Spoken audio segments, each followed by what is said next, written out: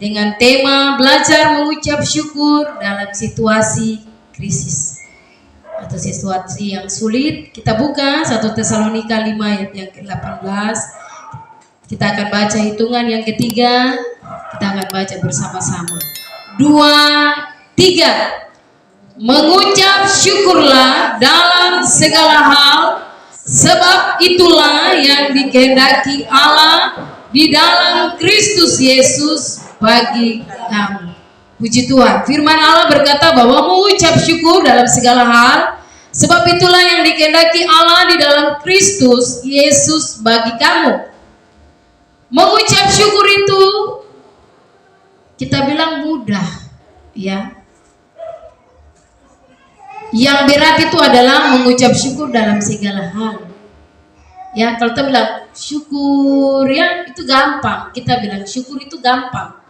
Tapi firman Tuhan bilang dalam segala hal, mengucap syukur dalam segala hal itu berat, saudara.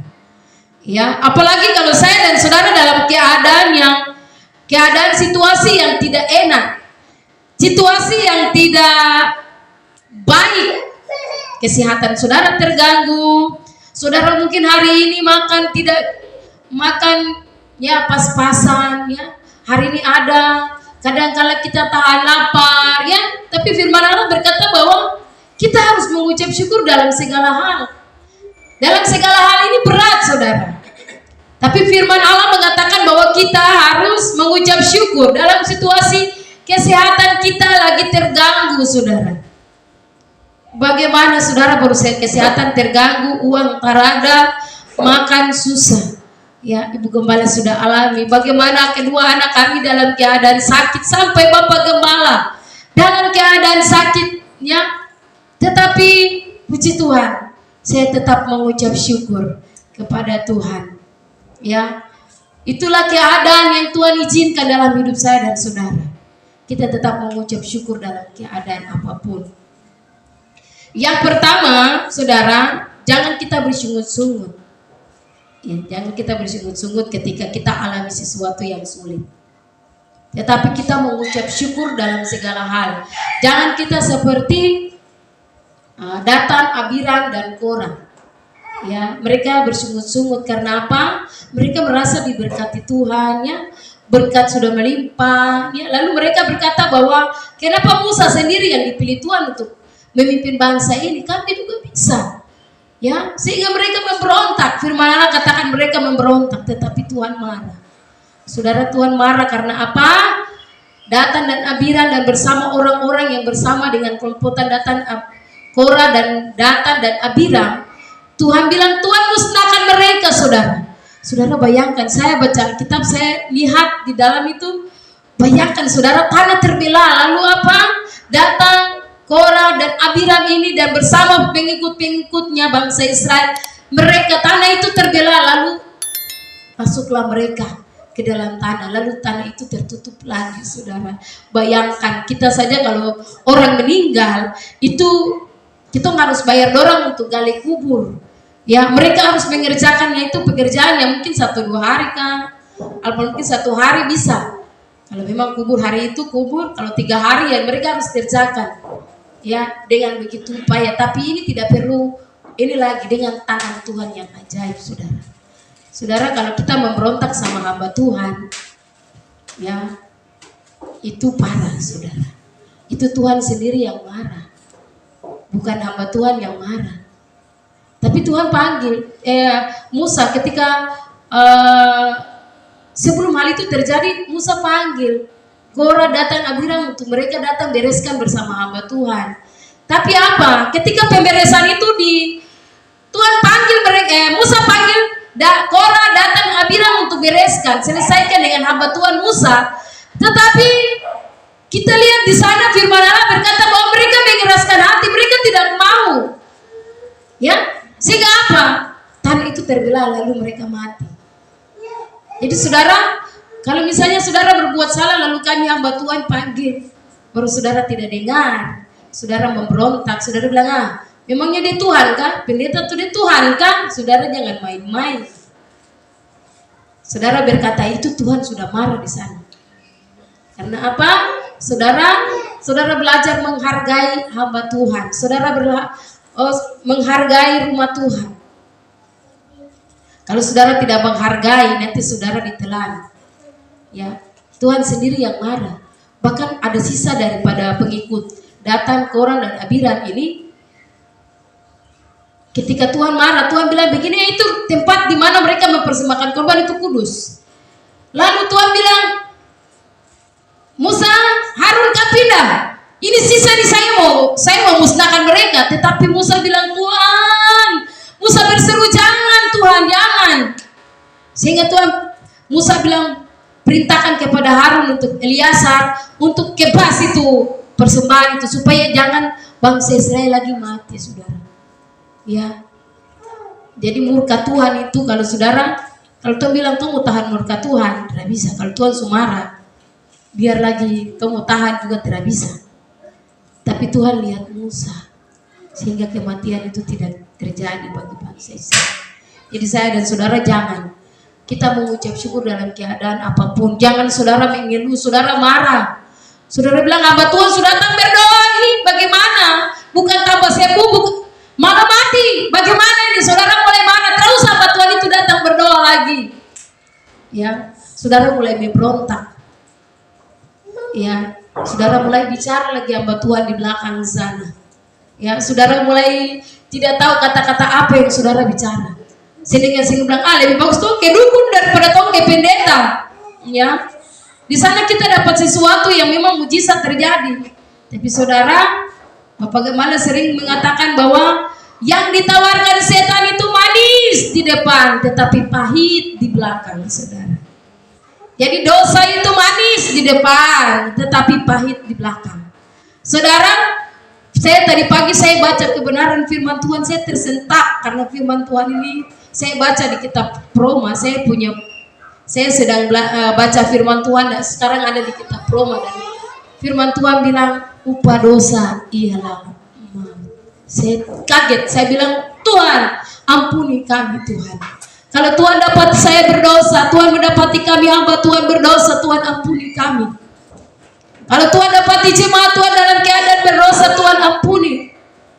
Ya, karena Tuhan bilang upah dosa ialah maut. Saya sangat kaget karena saya bilang, Tuhan, kenapa ayat ini Tuhan kasih saya di pagi hari ini? Saya kaget, saya berdoa, Tuhan jangan, Tuhan. Saya langsung berdoa, Tuhan jauhkan. Jadi saudara, jangan saudara main-main dengan dosa, karena dosa itu bukan uang. Saudara, dosa itu bukan berkat yang saudara terima. Saudara terima kutuk atau maut.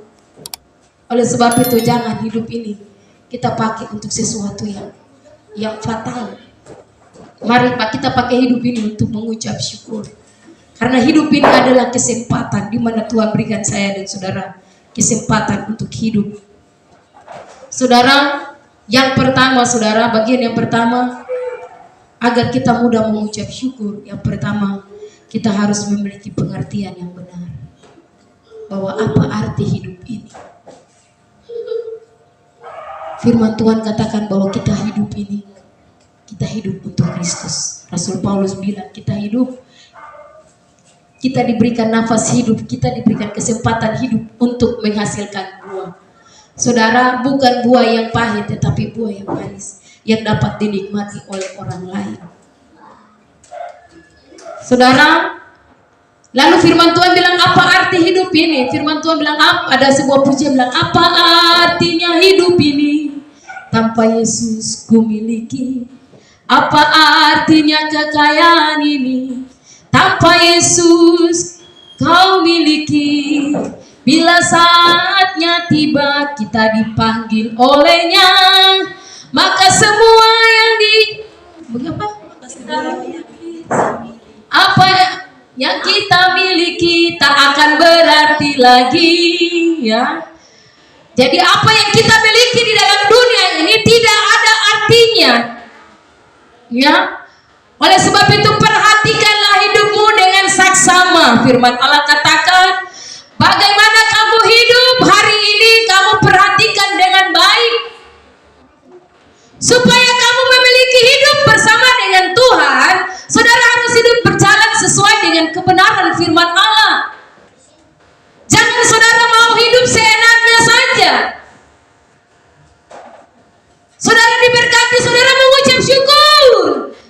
ketika saudara mengalami sesuatu yang berat, apakah saudara tetap mengucap syukur?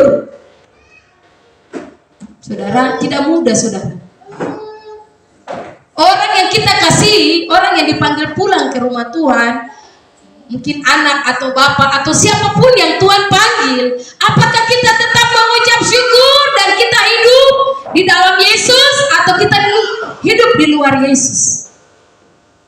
Saudara, ketika saya dan suami bahkan keluarga, anak kami dipanggil Tuhan, kami tetap mengucap syukur dan mengiring Tuhan apapun itu keadaannya. Tetap mengucap syukur karena itu keadaan yang Tuhan berikan. Bagaimana kita tetap memandang kepada Tuhan yang memberi hidup itu. Ya, kalau Tuhan masih berikan kesempatan, mungkin Reta, Tuhan bilang, oh kamu batas umur 7 tahun saya panggil. Nataldo sampai 9 tahun saya panggil. Ya, kita apa arti hidup ini? Kita perhatikan hidup ini dengan baik. Hidup manusia, saya katakan waktu khotbah di Ibu Talahatu, saya bilang hidup manusia itu seperti uap yang sebentar kelihatan lalu lenyap. Saudara, jangan main-main dengan hidup ini. Tuhan bilang apa? Ajar kami menghitung hari-hari kami sedemikian rupa supaya kami beroleh hati yang bijaksana. Saudara, kalau kita punya hati bijaksana, kita menghargai hidup ini. Kita jaga hidup ini untuk Tuhan. Kita mengucap syukur karena Tuhan beri hidup ini buat saya. Kita menghargai dengan benar. Kalau orang yang tidak tahu menghargai hidup ini, dia akan hidup sembarangan. Dia seperti petinju yang pukul sembarang, ya, sasaran. Ya, dia tendang bola sebagai olahraga, dia tendang bola salah-salah saja, sehingga dia mengalami kekalahan. Sebagai orang percaya, jangan kita salah sasaran. Ya, bagaimana Tuhan beri hidup ini pakai untuk Tuhan. Bagaimana kita hidup, kita perhatikan dengan baik. Jangan kita hidup seperti orang dunia. Ya, kita dahulunya kenal Tuhan. Tuhan bilang kita kenal. Tapi Tuhan bilang apa? Orang yang memiliki kerajaan surga adalah mereka yang melakukan kebenaran firman Allah. Bukan mereka yang di KTP bilang agama Kristen. Mereka bilang saya percaya Tuhan Yesus, tetapi hidup di dalam dosa. Tuhan bilang aku tidak kenal engkau, hanyalah engkau pembuat kejahatan. Firman Allah berkata kamu harus hidup sesuai dengan firman Allah. Jangan saya dan saudara hidup meremehkan Tuhan. Saudara jangan mempermainkan Tuhan dengan hidup ini. Sebab itu perhatikan hidup ini. Tuhan bilang agar kita mudah mengucap syukur, kita perhatikan hidup ini. Yang kedua, mengapa kita mengucap syukur itu penting? Saudara, mengucap syukur itu penting. Sangat-sangat penting dalam hidup saya dan saudara. Sebab susah dan senang kita alami. Oleh sebab itu betapa pentingnya saya dan saudara. Yang bagian yang kedua, betapa pentingnya kita mengucap syukur kepada Tuhan. Alasan yang ketiga, saudara, saya cepat saja. Alasan yang ketiga yaitu saya dan saudara harus melakukan firman Allah. Kita mengucap syukur kepada Tuhan. Karena itu yang Tuhan kehendaki. Bagian yang ketiga alasan kita mengucap syukur karena Tuhan kehendaki saya dan saudara untuk mengucap syukur. Itu yang Tuhan kehendaki, bukan Bapak dan Ibu Gembala yang kehendaki, bukan manusia, bukan hamba Tuhan, bukan gereja, tetapi Tuhan yang menghendaki saya dan saudara untuk mengucap syukur. Saudara baca dalam 1 Tesalonika 5 yang ke-18, mengucap syukurlah dalam segala hal, sebab itulah yang dikehendaki. Ya, dikehendaki Allah di dalam Kristus Yesus bagi kamu. Ya, alasan saya dan saudara mengucap syukur karena Tuhan yang kehendaki. Ya, bukan kami manusia, tapi Tuhan. Saya dan saudara tetap mengucap syukur kepada Tuhan. Dalam kitab saya akan mengakhiri dengan satu kesimpulan kebenaran firman Tuhan ketika Yesus dia menghadapi situasi yang sulit bersama murid-murid ketika 5.000 orang datang kepadanya dan mereka disuruh pulang, tetapi waktu itu sudah jauh malam dan Tuhan bilang murid-murid harus memberi makan kepada orang banyak itu. Dalam kitab Yohanes 6 ayat yang ke-9 dikatakan bahwa mereka harus memberi makan. Tetapi Tuhan bilang murid-murid yang harus memberi makan. Tuhan bilang, murid-murid bilang, Tuhan ini toko kak, kios kak, warung ini jauh. Ini sudah di padang ini, sudah tidak bisa lagi. Tapi firman Allah berkata bahwa mereka harus duduk berkelompok-kelompok, saudara. Dan firman Allah katakan bahwa hanya 5 roti dan 2 ikan. Tuhan mengangkat tangan dan Tuhan mengucap syukur atas berkat Tuhan yang ada. Maka firman Allah berkata bahwa berkat itu dibagikan kepada 5.000 laki-laki. Ya, belum termasuk perempuan. Dan firman Allah katakan sisanya 12 bakul. Jadi saudara, betapa pentingnya saya dan saudara mengucap syukur kepada Tuhan. Dalam keadaan apapun, mau senang, susah, ya, dalam keadaan sakit, saya dan saudara tetap mengucap syukur kepada Tuhan. Saudara, saya berbicara kebenaran firman Tuhan ini, saya juga pun mengalami demikian. Karena saya secara manusia, Bapak Gembala dalam keadaan sakit, ya, tetapi kita mengucap syukur sebab Tuhan itu baik. Saya katakan bahwa ke rumah sakit, Bapak Gembala bilang ada. Sapu obat itu firman Tuhan, saya pasti sembuh. Ya. Saya bilang harus periksa darah, harus begini. Dia bilang harus pakai iman. Ya, khotbah itu saya harus pakai iman. Kalau kita hidup firman, kita akan lihat mujizat Tuhan. Jadi saya percaya Bapak Gembala, saya mengikuti imannya karena dia percaya firman Allah, dan saya percaya bahwa mujizat Tuhan akan terjadi. Bahwa kekuatan firman itu luar biasa. Ketika saya dan saudara percaya kepada firman Allah, maka kita akan melihat mujizat Tuhan. Firman Allah berkata, jikalau engkau tinggal di dalam aku dan aku tinggal di dalam engkau, maka engkau akan berbuah banyak. Di luar Yesus kamu tidak dapat berbuat apa-apa. Saya dan saudara tinggal di dalam Yesus, kita akan melihat buah. Kita akan melihat berkat-berkat Allah akan mengalir dalam hidup saya dan saudara. Firman Allah berkata bahwa ketika Allah mengucap syukur atas berkat itu, maka berkat itu mulai melimpah. Ya, 5 roti, 2 ikan. Secara matematika tidak masuk akal kasih makan 5.000 orang. Ya, tidak masuk akal. Tetapi itulah apa yang mustahil bagi manusia, ya, tidak dengan Allah. Ya, Tuhan menyatakan mujizat bagi saya dan saudara. Firman Allah berkata bahwa ada mujizat, ada kuasa di dalam ucapan syukur. Haleluya. Saya dan saudara tetap mengucap syukur. Tuhan itu baik. Hari ini saya sakit, Tuhan baik. Saya mengucap syukur. Saya berterima kasih buat berkat Tuhan. Haleluya. Kita tetap mengucap syukur dalam situasi krisis apapun. Kita tetap mengucap syukur. Pasti berkat Tuhan akan Tuhan berikan kepada saya dan saudara. Asalkan kita mengucap syukur. Karena janji berkat Tuhan itu iya dan amin. Dia yang berjanji, dia yang akan menepati janjinya. Dia berkata bahwa aku akan memberkati engkau, ya. Aku tidak akan menimpakan sakit penyakit yang ditimpakan oleh bangsa Mesir kepada engkau. Engkau akan mengalami kesembuhan. Ya, aku akan memberkati roti makananmu. Orang yang beribadah kepada Tuhan, Tuhan akan memberkati. Tinggal saya dan saudara mengucap syukur. Ya, dalam situasi yang sulit dan marah-marah, ya, yang tetap berkatilah. Ya, tetap mengucap syukur. Ya, kalau kita mengucap syukur kepada Tuhan, Tuhan akan memberkati saya dan saudara. Ada mujizat, ada kuasa di dalam mengucap syukur. Tuhan Yesus